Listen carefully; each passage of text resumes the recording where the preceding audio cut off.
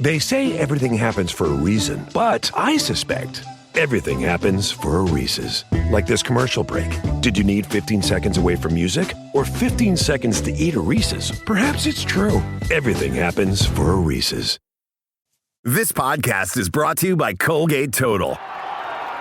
We take oral health as seriously as you take sports. That's why Colgate Total Active Prevention uses advanced technology to help prevent oral health problems like cavities and gingivitis before they start. It's clinically proven to provide 24-hour antibacterial protection with twice daily brushing after 4 weeks of use. So get a winning routine and prevent oral health problems before they start. Shop Colgate Total Active Prevention at a retailer near you. Back to the orcas. I am an orca. That's my, spirit animal. This is the most epic show of all time, dude. You can't praise the orca show anymore. We probably can't keep any of this, but I still remember from the movie Ace Ventura, I would have a recurring nightmare where I was in that, dark room that Ace Ventura was in, and I just entered the water, and then an orca came out of nowhere. It would always, every time. Yeah, no, that's terrifying. Yes. I would always wake up. Right before the orca ate me. Oh, thank gosh. The show is epic. What other shows are good that we saw before they got just you can't do that anymore? I guess football. You can't just... We're the orca of the NFL. They just hey, how about we don't let that safety just decapitate that receiver? But it's what everybody likes. It's what the people want. He's doing it for Gatorade. I don't know these things.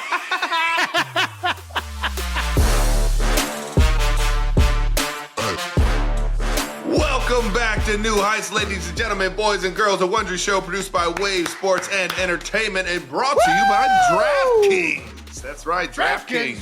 Nice. The crown is yours. We're your hosts. I'm Travis Kelsey, my big brother Jason Kelsey. Yep. Geauga Lake fans. I'm so jealous. Hopefully it's bringing it back.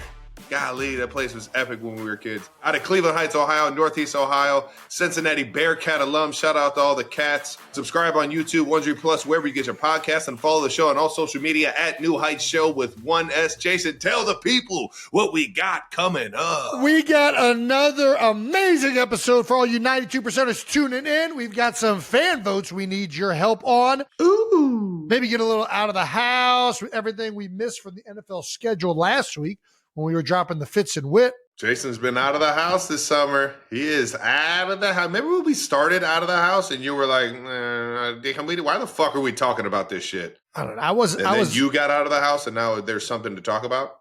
Yeah. I was out of the house recently. I was not out of the house at all for about a month or two, right after the season with the new baby and everything. But good point. We're getting back out there now. We're having some fun. And we're also going to get to the much waited for movie review of the childhood classic, The Sandlot. So Make sure you get ready. Your popcorn. That's right. Make sure you're seated or caffeinated or moving around with some headsets on. Whatever you do to listen to this podcast. Or driving a vehicle. Yeah, there you go. Not really paying attention. Whatever it is you're doing, thanks for tuning in. And we got a good one for you right now. But we are, of course, first going to get a little bit of that new news. New news is brought to you by American Express. We've been nominated for a Kids' Choice Award for favorite podcast. I'm not going to lie, Trev. I am so jealous of the blimps that you have had in the background of your sets from time to time. Been fortunate, man. Had some big games on a lot of the Nickelodeon broadcasts, man. If we win this award, do we get a blimp? Is that how that works? Is that what this is? Either that or slime. I'm not sure. I haven't won a Kids' Choice Award. Have I won? I don't think I've won. Definitely won a Kids' Choice Award. I don't know if I've won one. I might have been up for one, but I don't think I've won a Kids' Choice Award. Gosh, I just want a blimp. If I can get one of them Nickelodeon, if we get one, can I at least put it in my house? Can I put the? It's all yours, dude. Because you already got it. It's all yours, unless Brandon wants it. I think. No. All right. What about? All right, Jake. No. I think I would really appreciate it. The Knicks are thriving right now. Jake's in a great place. He is in a good spot. He's in a good spot. Him and Ben Stiller. I've just been waiting to see Jake outside of a Knicks game absolutely hammered. You know the street interviews they do? Oh, yeah. Jake is just on there just motherfucking every other city. Dude, I'm fuck Cleveland. and I just want to catch him. I'm happy for the Knicks. In the middle of the act. I am happy for the Knicks, but I am so upset that the Cavaliers. I'm just like, this was such a great year. Like, man, it hurts. As much as it sucks watching Jason Tatum going down, it's like, oh my gosh, like it's all just like right there, and the Pacers just freaking listen. Shout out to the Pacers; they played a great series. Yeah, the Cavs. You already know. I'm a fan of Indianapolis. Fan of New York too. I think it'll be a great series. It'll be fun. And shout out to the Cavs, man. You guys still gave the city of Cleveland a lot to cheer for this year. So no doubt.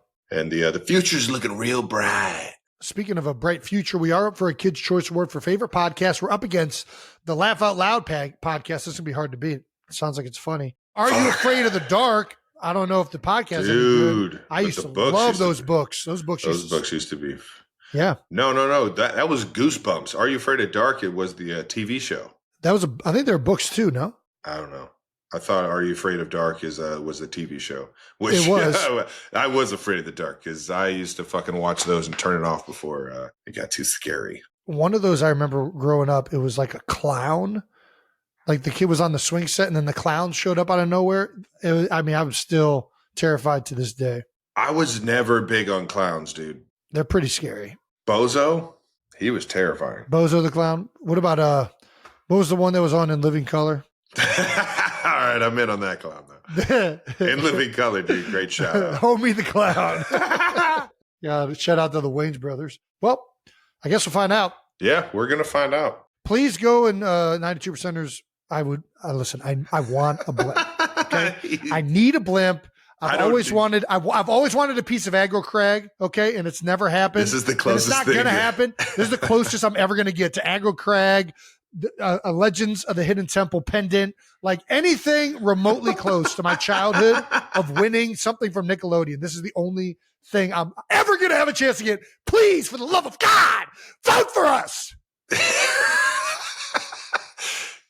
Nickelodeon, if we win, throw him some slime. I want to see him get slimed by his girls. I'm not interested in I want him to get slimed by his girls, please. I don't have any interest in the slime. Travis is also nominated for favorite male sports star, another Kids' Choice Award. Well, how about this? If you win this one, then you can keep that blimp. But you're up against some stiff competition. Patrick Mahomes, heard of that guy before. Yeah. Little Stephen Curry, Jason Tatum, Lionel Messi, Jalen Hurts, Shohei Ohtani. God, I love this photo of Shohei Ohtani. He's like a... That is the most Nickelodeon version of Shohei Ohtani ever. I mean, it looks like... it looks like a prom photo or something. I don't even know what's going on in this photo. He's a happy son of a buck right there. He is. But the head... All right, LeBron James... and then, of course, Travis Kelce. Listen, a lot of great choices in this one. Yeah, one tough just to know doesn't look like he should be there. All right, here we go.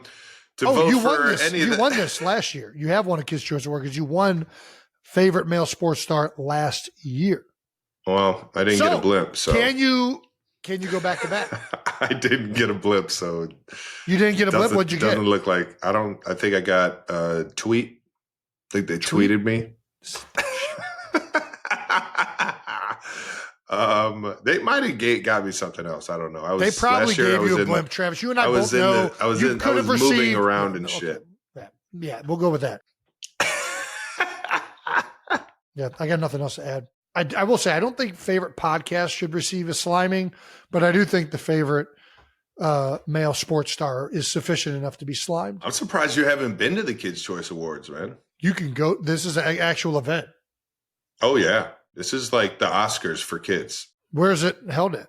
I would assume out in L.A. I think that's where I was. You went? You've been to the Nickelodeon Kids' Choice Awards? I think I've been to the Kids' Choice Awards. I'm pretty sure I won an event there. Was it favorite male sports? No. Like they do competitions. Like what? Like I was pulling a bus full of kids. Pulling a bus full. Do they have aggro crag? I didn't see aggro crag. If they got the aggro crag, there's a bunch of slime. What I got for winning the event was at the end. I pulled a bus faster than somebody else. I got to do the slip and slide, the slime slide. Slime slide. So you run as fast as you can, and then you jump and you slide down and you get slimed. Did you do this in a full suit? No, they gave me some. I brought an extra pair of clothes. Oh, that's smart. Yeah.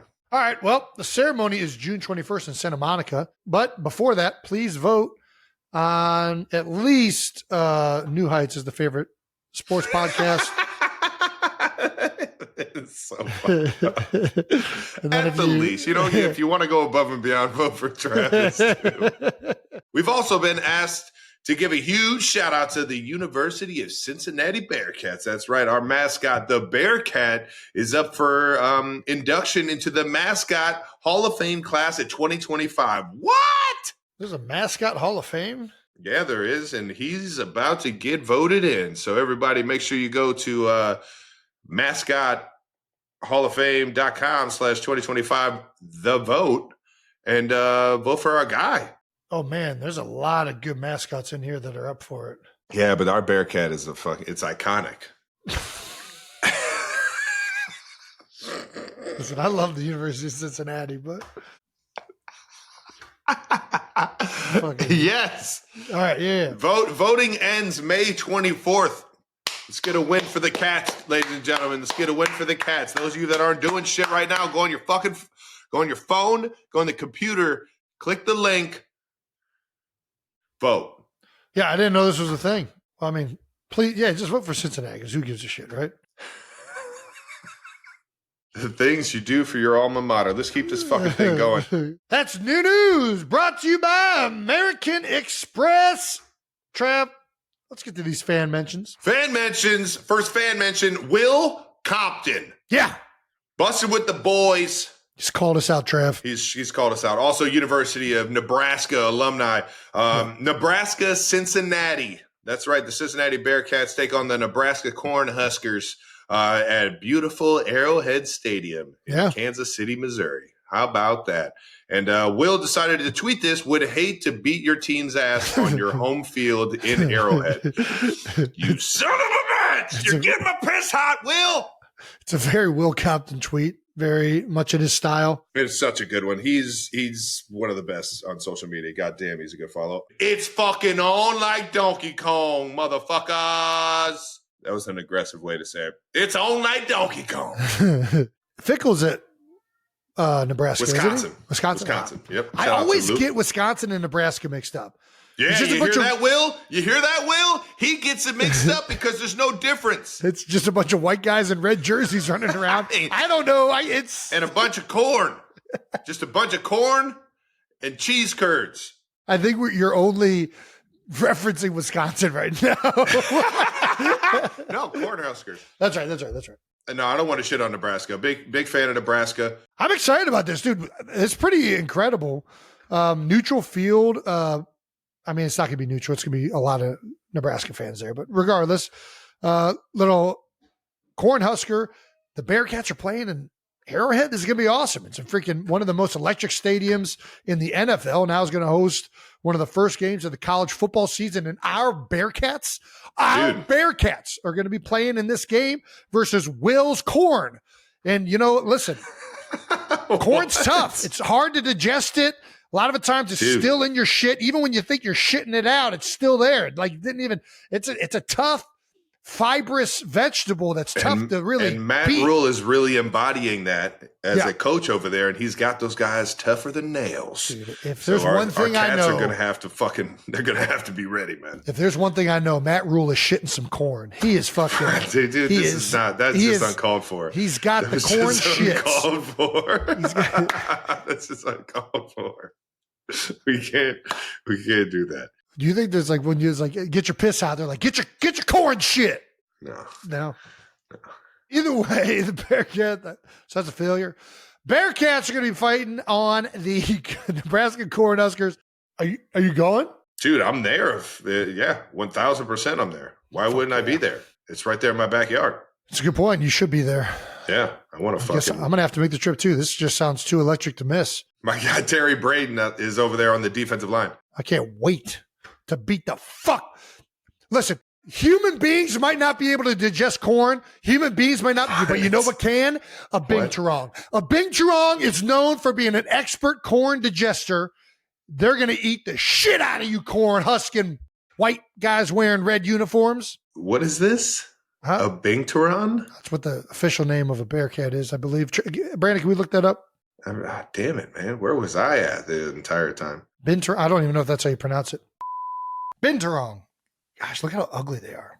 I mean, to each his own. Everyone finds beauty in. If that thing had a number one in their podcast, own it might way. be up for sexiest Bearcat of the year. Look at that ugly fucking thing. Look at how hideous it is. It's just fearsome. You're not showing us anything. It says Binturong. Well, you learn something new every day. Oh my God, look at that one's beard. I kind of look like that one. That's a Jason Kelsey Binturong. Can you look up and see how good they are at digesting corn? Binturong corn digestion. What the fuck Eat is corn. This got so out of fucking. Look at these fucking things eating the corn. Dude, Look at this fucking. You're in fucking trouble, Will. You're so fucked, Will. You're so fucked. We're fucking eating the fuck out of corn. Look at that Big Tron eating the fucking corn on the cob. Oh, baby. Oh, baby. This is firing me up. I can't This wait. is firing me up, I Will. can't wait. Shout out to Bustin' with the Boys. Everybody, if you don't follow their podcast, go follow their podcast. For sure. See you boys at Tight End U before the season even starts too, man. Hell yeah. And then I'll see you up at old Arrowhead, Will. You know what Arrowhead looks like, baby. You've been there before. I've seen you there before.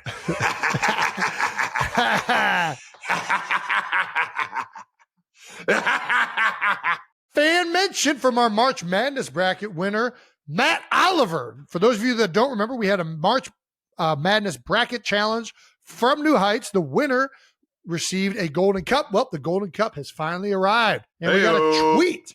Got a tweet from Matt Oliver. A big thank you to Jason, Kelsey, Killer Trav, New Heights Show, and Reese's, who for at least one shining moment made me cool with the teenagers again. Look at this. Gosh, that's a great prize. Just a bunch of Reese's, awesome trophy, golden cup, happy family. Can life get better? I submit that it cannot. Out of way, baby. Congratulations to Matt, rocking the Reds hat, the blacked out Reds cap. Hell yeah, baby. Cincinnati Go, Reds baby. cap. Cops find your body. All righty. Congratulations. That does it for fan mentions. Keep tagging us in anything you want us to discuss on the show. Please keep tagging us. And let's get into some out of the house. Travis and the Mahomies Hey-o. headed out to Vegas for the 15 and the Mahomies Vegas Golf Classic. Shadow Creek, shout out to MGM, everybody over at the Aria. It was an amazingly ran. Shout out to everybody over at Pat Mahomes Foundation. His foundation events have just gotten better and better. It started out in Hawaii on the Big Island and has made its way over to Viva Las Vegas. And they just keep raising more and more money every single year for the underserved communities in Kansas City, Tyler, Texas. Fuck, I forget where Texas Tech is. I always forget that. It's Lubbock. Lubbock. Yeah, there we go. There we go. And Lubbock, Lubbock, Texas. Lubbock. Sorry about that. Everybody over at the Red Raiders guns up. It's for a great cause, even though it's in Las Vegas and it reels in some party with it. It's always a fucking blast. Had my guy Blake Bell out there, little Mitchell Schwartz. Shout out to the Schwartz family. Big Rig was out there, Rob Riggle. Nice. Yeah. Saw our guy Whitworth out there as well. I'm not sure how he played, but Louisiana was well represented. And yeah, it's just always a fucking good time, man. And it's for a great cause. That's awesome, man. There's also this clip of you helping raise money for a good cause by running up an auction price for a signed guitar. Running up an auction price? No, I put my, what do you call it, my paddle up because I wanted it. And then I realized, I already have that. Oh, guitar. yeah. You realized it afterwards? I was like, that was the guitar that I had. We're going to keep the original 10 and then another 15,000. I just realized I have that.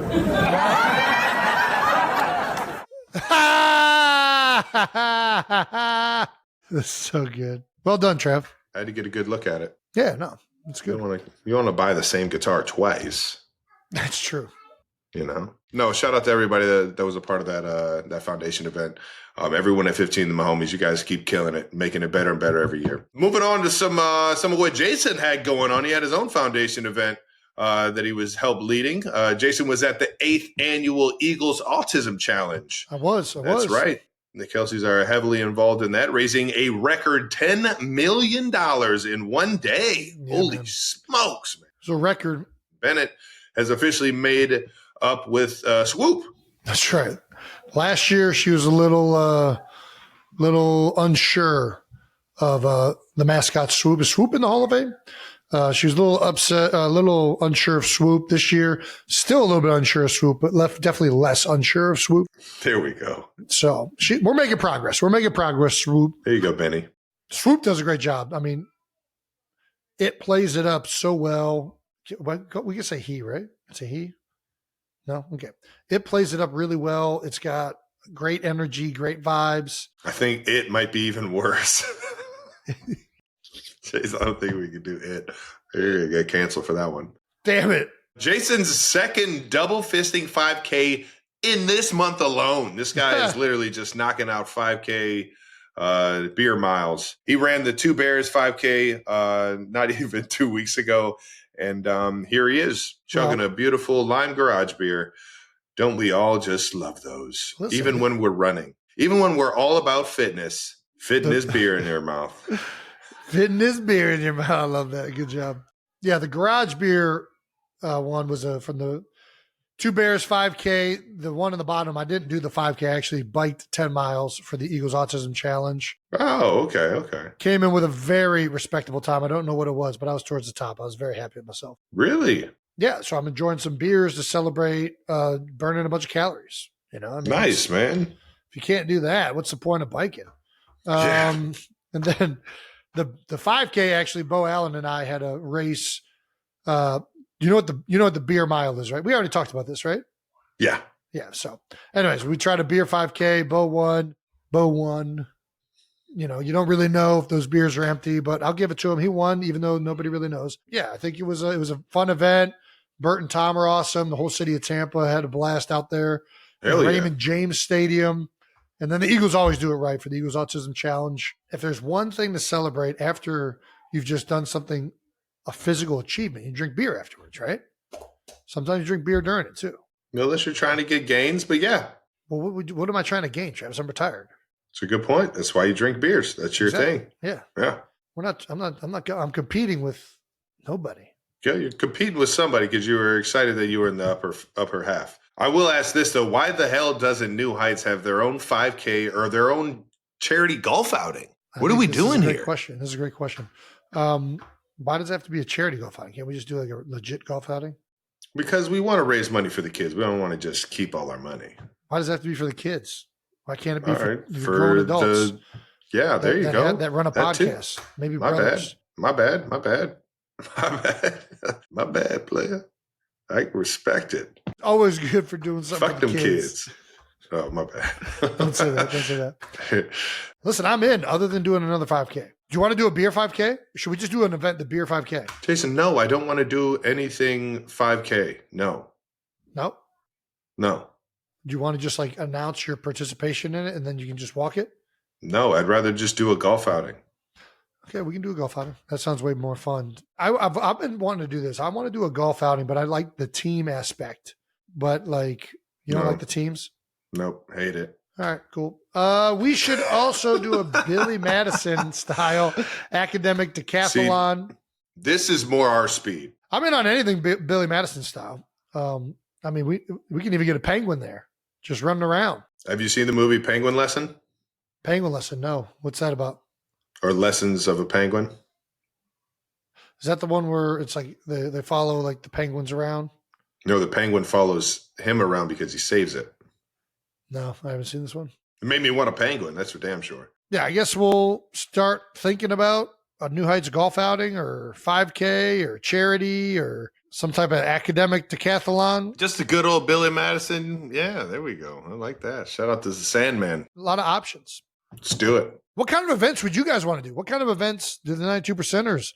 Maybe that's a good way to just think about this. Yeah, please hit us with it. That'll be good for our live shows anyways. Let's talk some football, baby. That's right. Schedule updates. Since we last recorded, we got to look at the rest of the 2025 Chiefs schedule. That's right. We're going to be on a bunch of fucking primetime games, playing on Sunday, 2 on Monday, 1 on Thursday, and this season opener against the Chargers is on a Friday night in beautiful Sao Paulo, Brazil. Can't wait to get down there and see all the Brazil fans and how they get rocking for some American football, man. I was about to say, by the way, we heard everyone from Brazil. So apparently September in Sao Paulo is not hot, so we don't have to worry about that. Let's go! We were assured. There are a lot of Brazil fans that I think we're under the impression that we don't like international games. I think I speak for Travis and I, that we both love international sign games. Me up. Don't get me wrong. I love playing in Arrowhead and love playing in America, but I'm down with at least 1 or 2 international games. Get me out of this country. I want to play in front of some new fans, man. We just don't like heat. This thing, I'm wearing 2 shirts right now. I have, and it connects. It connects to here and then the back, and then I'm a furry son of a bitch, so me and heat just don't do well together. So I apologize if it came off as that I'm not excited about this. I'm still excited. I'm just going to be doing some wardrobe changes throughout the game. Yeah. And I think I mentioned something about Sao Paulo not being my favorite city. Did I mention that? I think you said you liked Rio more because of the World Cup experience. Well, I went to 4 cities when I was when I went to the World Cup in 2014. I went to Rio, Brasilia's gorgeous architecture. Rio is like obviously just an incredibly beautiful city. It's rocking, yeah. Belo Horizonte was awesome as well. I mean, listen, if we're going objectively from beauty, Sao Paulo is just a bunch of concrete. I'm not going to lie. But I have heard everybody's reactions on the internet. That's so unfair. They're already gonna be mad at me again. I've heard everybody's reactions. Everybody's like, Sao Paulo's got a lot of culture. In their defense, I only spent 1 day in Sao Paulo and did nothing but went to a soccer game. So I didn't get to experience the city at all. Who'd you see play there? Do you remember? Oh my gosh. I don't remember which game I saw in Sao Paulo. My favorite game was in Belo Horizonte. We saw Brazil play Chile in the round of 16, where Brazil won in penalty kicks. And they were saying, remember any soccer player from that game? Neymar. What? You got to see Neymar play live? Absolutely. It was awesome. Got to see Neymar play live. I forget the Chile player that was there. He was having a really good World Cup. But I do remember distinctly thinking how much better at like watching soccer Brazilians were than like Americans. You go to the World Cup as an American and they're like, I believe that we can win. I believe that we can win. It's like, what the fuck are we here for? We can get that rocking. We can get that rocking, though. That thing gets rocking. That is the fucking most loser mentality chant I have ever heard in my life. Back in 2015, it was the shit. Listen, I did it. I'm an American at the game. I'm going to do it. But I felt like a complete loser saying like, I think that we can win. I believe that. Like, what the fuck? You're acting like, so you're saying that there's people that don't believe it? It was just a weird fucking chant. It's like, this is just it's a fucking shitty chant. And then in Brazil.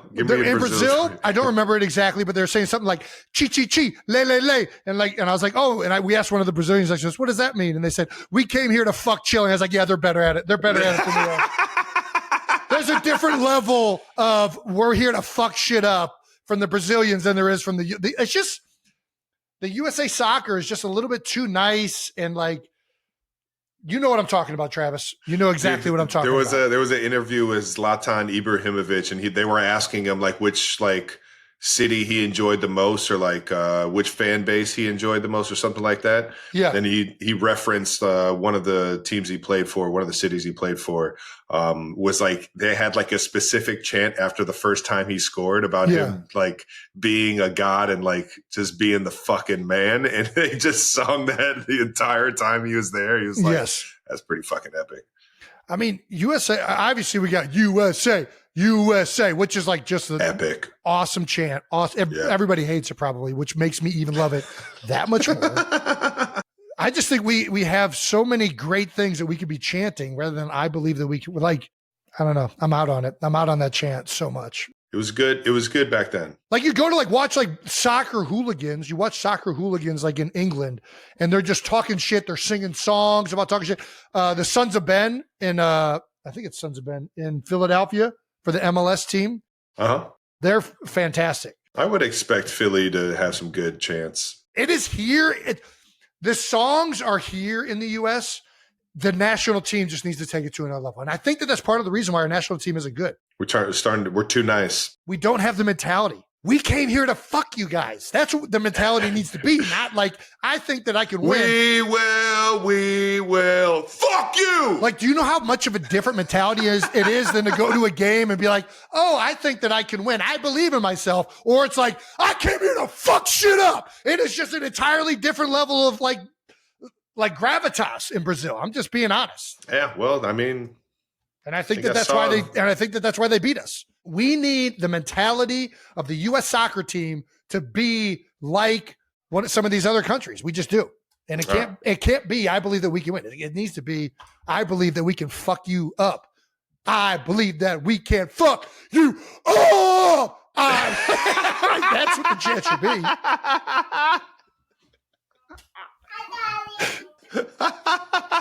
Let me lead the chants next year. The World Cup's coming to Philly. I'll lead the chants. I got it this time, U.S. Go USA! Don't do that. You can't do that. Oh, that was great, man. Way to fucking send it. You went full send there. That was great. What is it? Red fish, blue fish, white fish, two fish. One fish, two fish. All right, I don't even goldfish, bronze fish.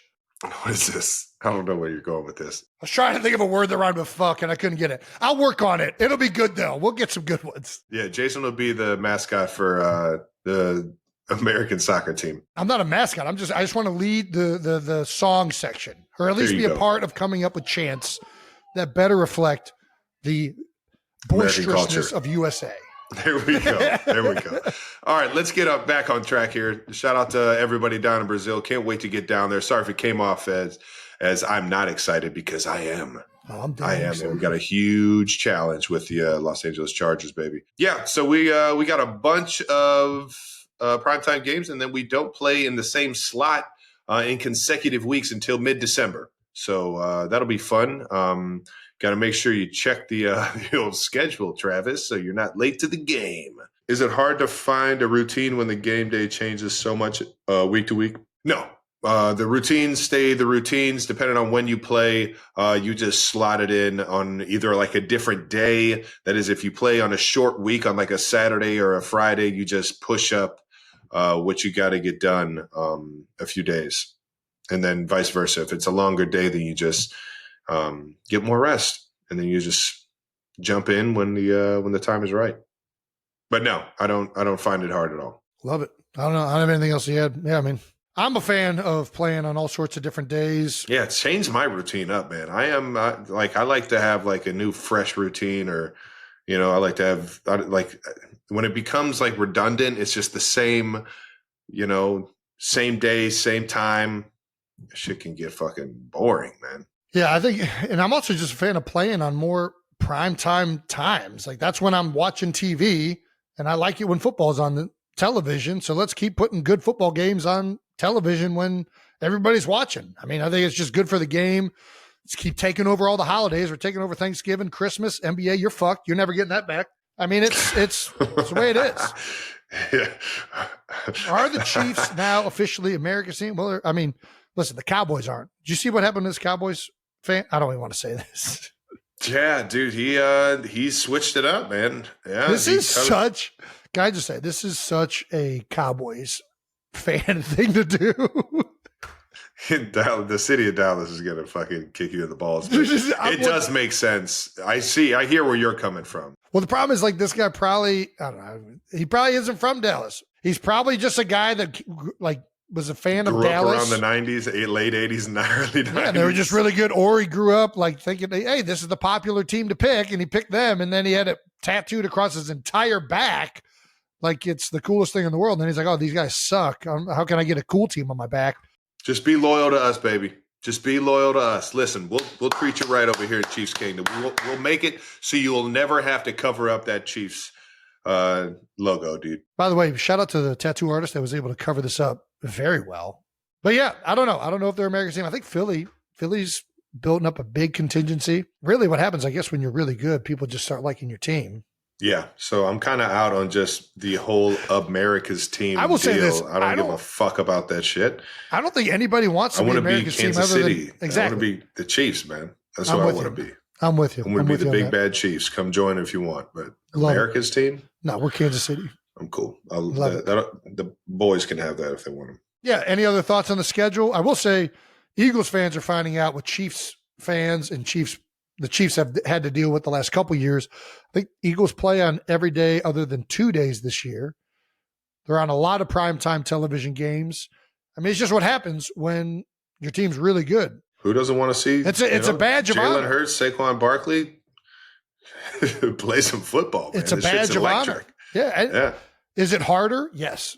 100%. You're going to have to figure it out. No, it's not any harder than the regular schedule. We're having a fucking blast. I played in 3 games in 11 days last year. Wasn't that much harder. I think it's definitely harder.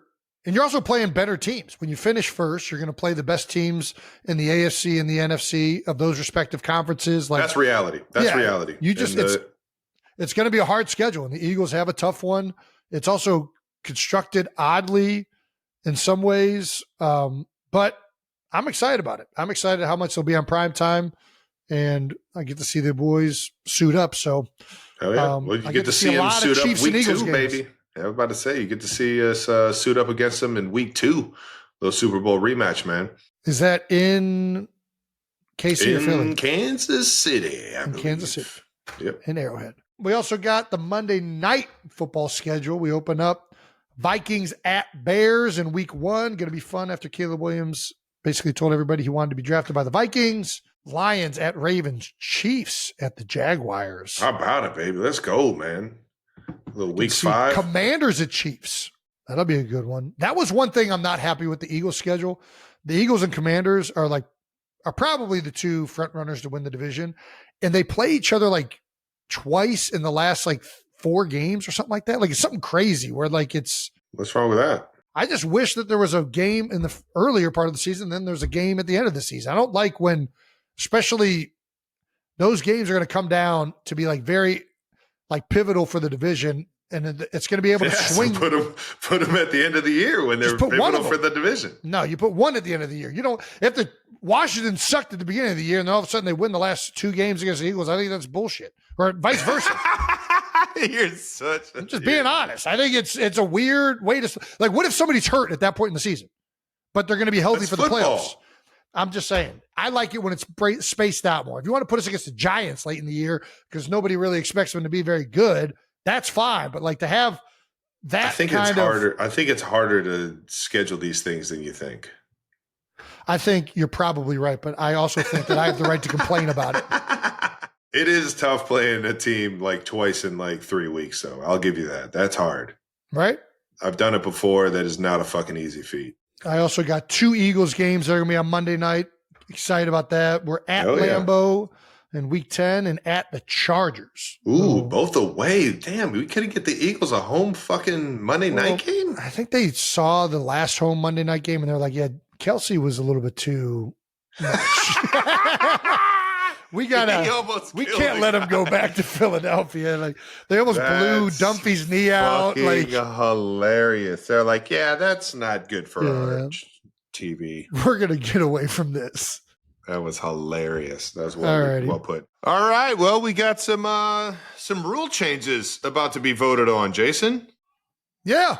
Yeah, proposed rule change. The last thing, by the time this airs, they will have come to a conclusion on some of this stuff. The NFL owners are having an annual spring meeting in Eagan, Minnesota. Oh, yeah, beautiful Minnesota. It's probably gorgeous there right now. There will be voters on the following: banning the tush push for the 1 millionth time.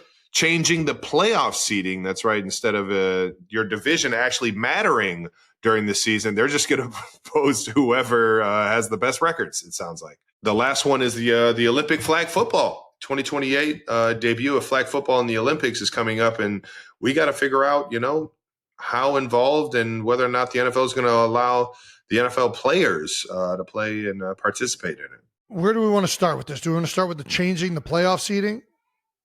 Sounds like you're against it. Why are we playing division? Why the division isn't going to matter anymore? Well, it still determines if you go to the playoffs. It just determines, like, if you win the division, you're not automatically going to get a home game in the first round, I think is what that means. I thought that was a part of winning the division, was like you get that. I agree, and that's why I'm kind of not in favor of changing it. I think I understand what they're trying to accomplish. Benny's in timeout right now. Benny, are we okay? You don't like the rule change either? You think the division winner should keep their home game, right? Yeah? Yeah. Yeah, I think she thinks that. Benny, do you want to help out with the rule changes? Come here, sweetie. Benny, she might be the smartest 2-year-old ever if she agrees with this. She's probably better at deciding all this stuff than everybody else deciding it. Benny? She's unbiased. What do you think about the tush push? Should the Eagles be allowed to do the tush push? You're in timeout? Yeah. Yeah. Should the NFL be in timeout for proposing banning the tush push? No? Okay. You're not being any fun right now. Let's just talk about the tush push. What do you think about the tush push? Well, let's start with I think we should start with the playoff Tell me seeding. whether you like it or not. I want to start with the playoff seeding. We'll get to tush push last. Playoff seeding, I understand when it's like an 8-8 team, how they all of a sudden get a home game versus a team that is like 11-6 because they got a wild card spot because somebody else was really good in the division. But I also kind of like, sometimes those division records are low because the divisions are really competitive and those teams fought each other all year round. I kind of like the way the thing is structured already. I don't like changing things that I think are largely not broken. Like, just play the freaking game. I don't know. I think it's fine the way it is. I think it's perfect the way it is. Yeah. If you want a higher seed, win your division and have the best record. I'm with you on that. Olympic flag football, 1,000% in favor of the owners allowing NFL players to participate. 2,000%. Like, one thing that I think we both probably speak on behalf of every NFL player. One of the things that is always sucked about football is that there's no way to represent your country. Well, now that flag football will be in the Olympics, there officially is a way to represent the country on the largest stage possible. I know that the current USA flag football team has a lot of things to say. I believe, I can't remember the quarterback's name. He has been stated as saying he's better than Patrick Mahomes. I believe that's verbatim. I think we should find out. Saying and the style he plays is suited pretty for good. flag football. I mean, listen, I he's a good respect player. him. I like watching him play. Yeah. I just think he's out of his mind if he thinks he's a better quarterback than Patrick Mahomes. That's fine. Yeah. We'll find out. I think we should actually just play a game and figure out who qualifies to represent the United States of America. Yeah. Also, if you decleat somebody by accident, do you get kicked out of the game? I don't know what the official rules are. Because if you strike some fear in them boys, oh, whoops! All of a sudden, yeah, games a little more dicey. Yeah, so you want to be the bad boys. You're bringing that Detroit Pistons mentality, Broad Street Bullies mentality to flag football. That's what I'm talking about right there. I can dig it. That's what I'm talking about. Yeah, I'm a huge favor of this. I think that everybody in the United States wants to see this. Or at least the opportunity to compete, to be able to represent your country. And let's face it, like the football is America's game. It's one of the few games that is uniquely American. And the fact that it's going to be on display in this form on the world stage, is awesome. And I think as Americans, we should all want the biggest names that are able to be a part of it. And then lastly, obviously there's the tush push, which they are voting on banning. It feels like this is the most legitimate chance it's had since they've been voting on it to be banned. I'll say this. I'm actually going to Minnesota. I was asked. What? So there were some things said at the last owners meeting, essentially saying that some of the owners and coaches hinted that the reason I stopped playing was because of the tush push and that I got hurt on the tush push frequently. What the fuck? So I'm really just going to... Honestly, is Dad out here telling reporters this? I'm just going to answer any questions people have about my partaking in this play. I really don't, and I mean this with all sincerity, I don't care whether it gets banned or not. I think that at the end of the day, this is why you vote on things. And if they vote to ban the tush push, the Eagles are still going to run quarterback sneak at a very high percentage. 92% exactly. We were very successful quarterback sneak before it was the tush push or brotherly shove. And I just think that the players are very good at executing that play in particular. Is it marginally better with the push? I think so. But I also like, if everybody's fed up with it and everybody does feel that it's either a threat to player safety or they want to go back to the old rule that you can't assist runners, we're all going to vote on it. I don't want to like try and persuade, although I do think that like the health thing, there's not any data to suggest that it's less healthy or that it's more unsafe. Matter of fact, I think a regular short yardage play is probably more unsafe than a tush push. The assisting the runner has never made sense to me because defensive players are allowed to gang tackle running backs. Why are they allowed to like stop a running back with 4 defensive players, but I can't help my running back out? Well, because life isn't fair, Jason. It's a good point. And that's why somebody's going to vote on this, and the fairness will be determined by the owners and the committee. But I'm just going to offer any type of like, if anybody has any questions about the tush push or whether I retired because of the tush push, I'll tell you this right now. I'll come out of retirement today if you tell me all I got to do is run 80 tush pushes to play in the NFL. I'll do that gladly. It'll be the easiest job in the world, and it'll be like 80-some snaps. I think it's the overall ability to play the game and some of the plays that are a lot harder than that to execute. I don't know. It feels weird going there. I don't even know if I should, but I was invited. Nah, dude, you're in. You're in. I can't wait to see a picture of you with a fucking poster that says pro tush push. Listen, I'm okay with it. Keep the push. Keep the push. Push my tush. Push my tush. Do you think it's weird that I'm going? Should I go? Should I not go? No, I've been going back and forth. This is very, I think you're doing Philadelphia and the Eagles organization right by going in here and representing that it's not what people are making it out to be. I think you're being a good teammate and a good player of the organization or former player. No, Jason, I have an honest pitch. You should have all the owners line up and run a tush push. No, this is my job. This is my job. Make them run it. They'll know it's fine. It's not a bad idea. Jerry, get under center. Let's run a tush push right now. You and me, Jerry, and let's figure out how dangerous this thing is. Yeah, they'll be banned in a heartbeat. Are you kidding me? All right, let's get out of this thing. Can't wait to see what happens in old Minnesota with the new rule changes. Jason, I think it's time to get to one of our favorite segments. Yeah, baby. Yeah. It's time. It's time. How do for the New Heights Film Club, can you do like the projector sound? It's time. Projector time. Brought to you by Reese's and their new peanut butter and jelly cups. For this installment of New Heights Film Club, we are reviewing the cult classic, childhood favorite, potentially greatest, dare I say, kids movie of all time. Damn, there were so many good ones in the 90s too, man. I don't know. I think this one is definitely up for it. Percenters to argue. Yeah, it's up there.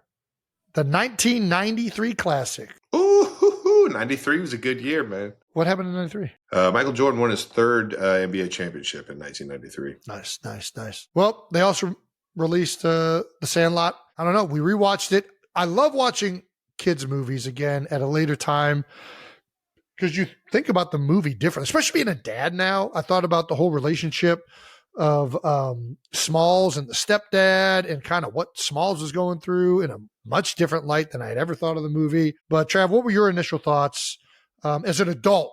As a parent, would you ever I feel like, do kids even go outside anymore and fucking go to the park and play baseball? We used to do that at least once a week. Well, I don't know that we did it once a week, but we did it a lot. We would go to Fairfax. I went to Cortland Oval and played almost every week. It was insane. First of all, this movie takes place in a different time where parents just let their kids do whatever they want. They just let them go outside. And then you said to come back you had to come back once the street lights come on. That was the rule. Or you got a good old ass whooping. And we were around right for kind of the start of that going away a little bit. Like, I think there was a whole scare in the 90s that everybody was trying to kidnap your kids. As if anybody wants these fucking things. Yeah. Nobody wants your fucking kid. What person in their right mind wants a fucking kid? It's a fucking biggest goddamn burden you could, like, if that thing wasn't biologically associated with me, well, I would adopt too, actually. If I'm being honest, I love kids. But let's be sensitive to the people that actually have gotten their kids kidnapped. Okay, that's fair. That's fair.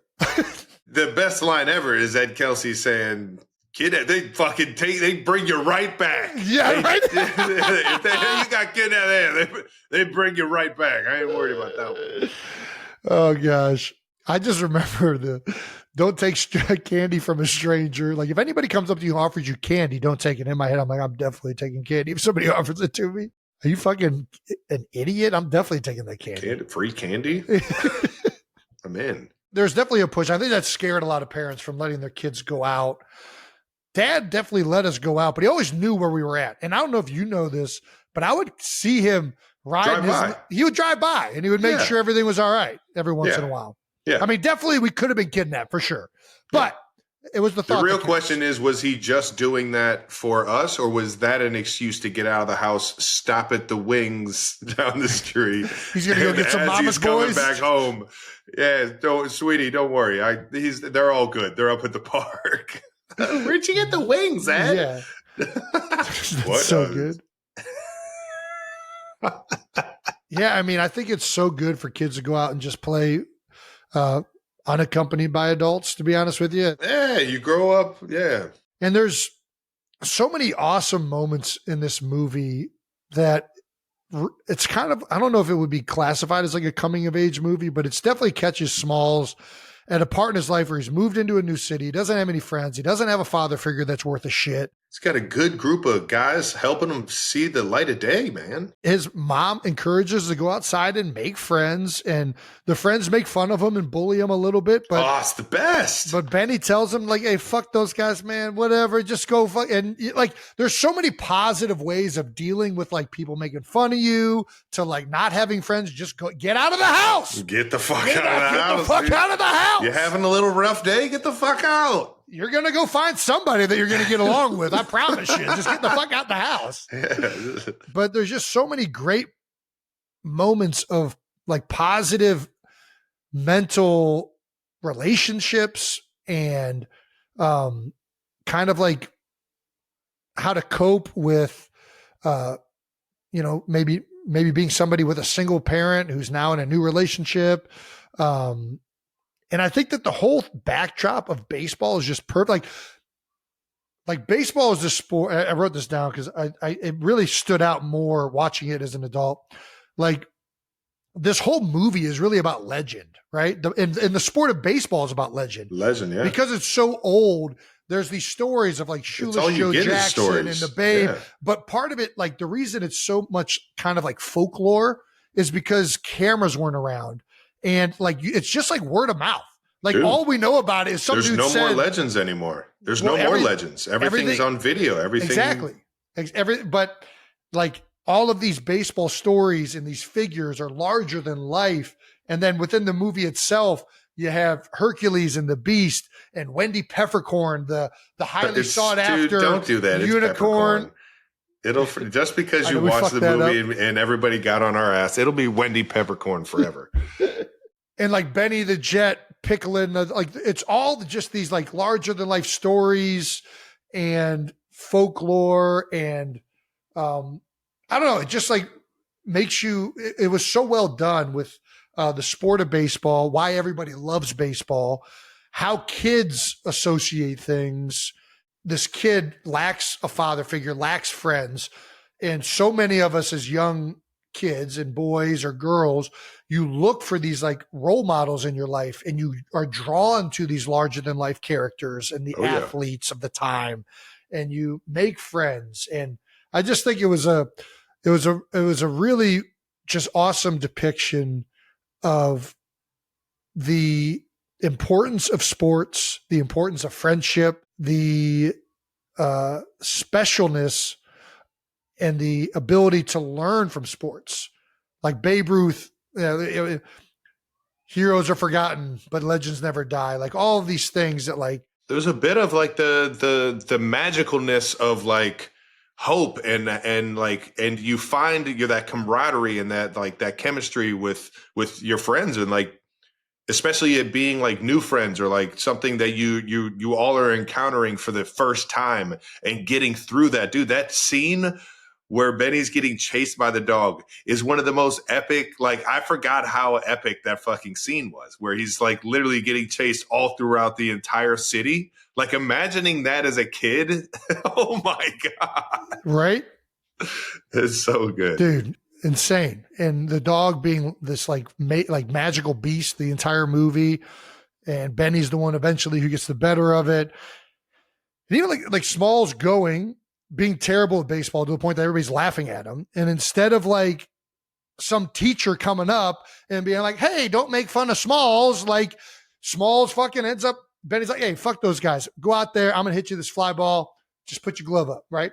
He catches it, he throws it, and then everybody loves Smalls. And it's like, there's a beauty in Smalls taking care of that with the help of his friend, rather than like some authority figure like assisting this kid. You know what I mean? If there's like a different level of like coping with some of these dynamics that I think a lot of the times we get nervous to put our kids in these situations, or that our kids are going to experience these. But in reality, they're all really important for kids to go through this. And this writer, I'm sure, was writing from a lot of personal experience. These end up being like cemented into your brain as like huge pivotal moments, right? And I don't know, it was just really well done. I don't know. That's all I got from that. Yeah. Yeah. And also, if you're not making fun of your friends, like, you're doing friendship wrong.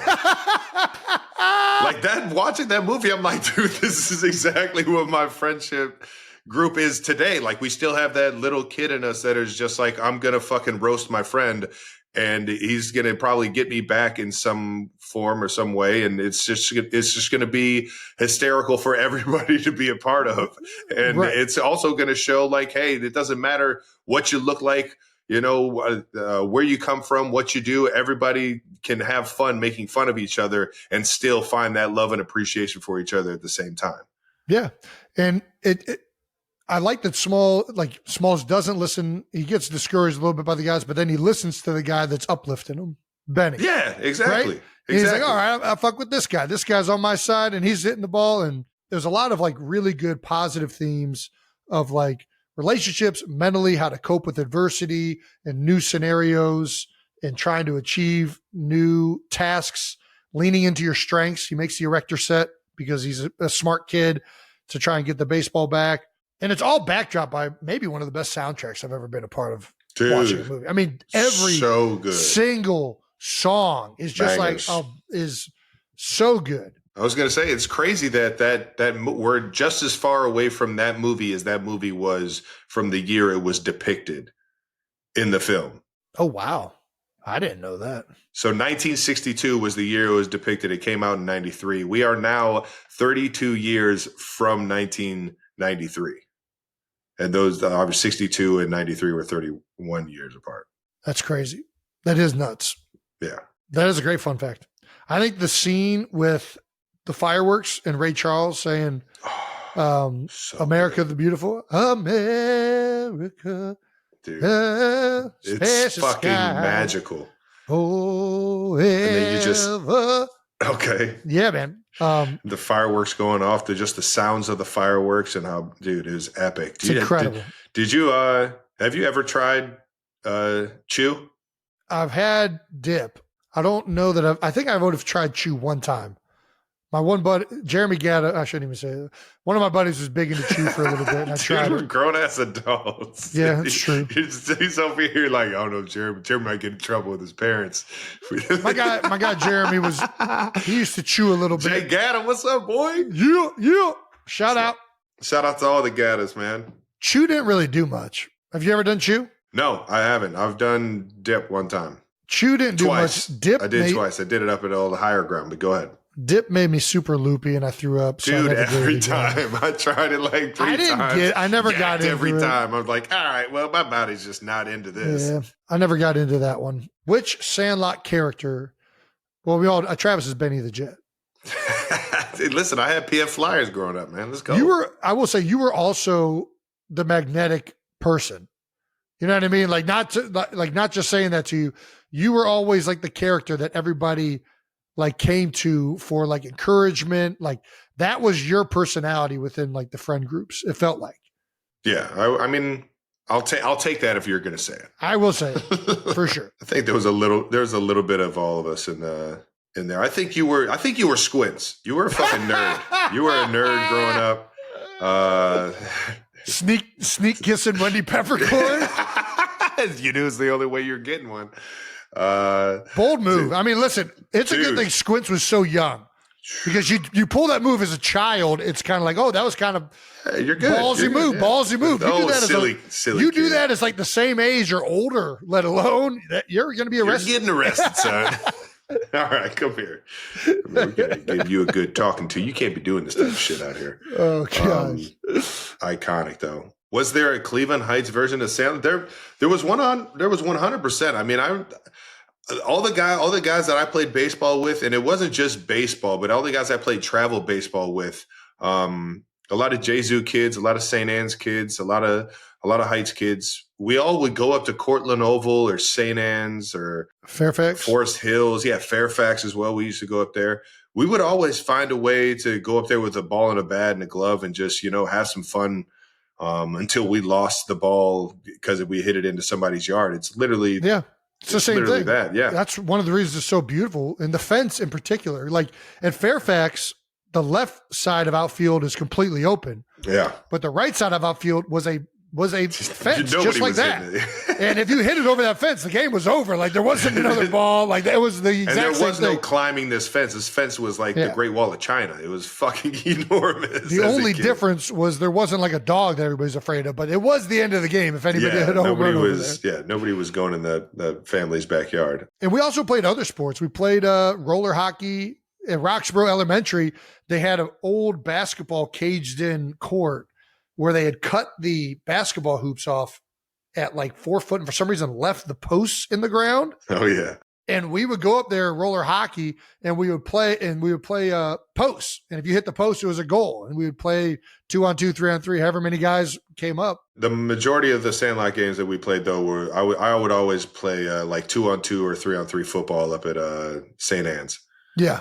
We would play it on like the thinner part of grass. And if you got close, we would play. If you were on grass, we would play tackle. But if you got close to the cement, you had to do two-hand touch. I remember that. Yeah, you weren't allowed to tackle close to the cement. Good rule. Nobody wanted to go home fucked up and have to explain to your mom you got fucked up. What else? Yeah, be nice to the dorky kid who can't throw a baseball. No, don't be nice to him. That's the whole point of the movie. You make fun of the kid until he learns to throw the baseball. Yeah, but there was one guy that, saw it too far. No, that didn't. That realized it was getting too far. And this guy has no confidence now, so we got to, build him back up. Yeah, we got to build him back up, baby. You know what I mean? That's the best part about being a friend. You build somebody up just to chop them down at the knees about 2 minutes later. I'm just gonna be honest. Without the kids making fun of him, then he doesn't feel like he accomplishes anything. There you go. You're right. You know what I mean? Yeah. You need that. You need your friends. You need it. You need your friends to cripple you with just like. And you need your parents to cripple you. You need your parents to embarrass the shit out of you.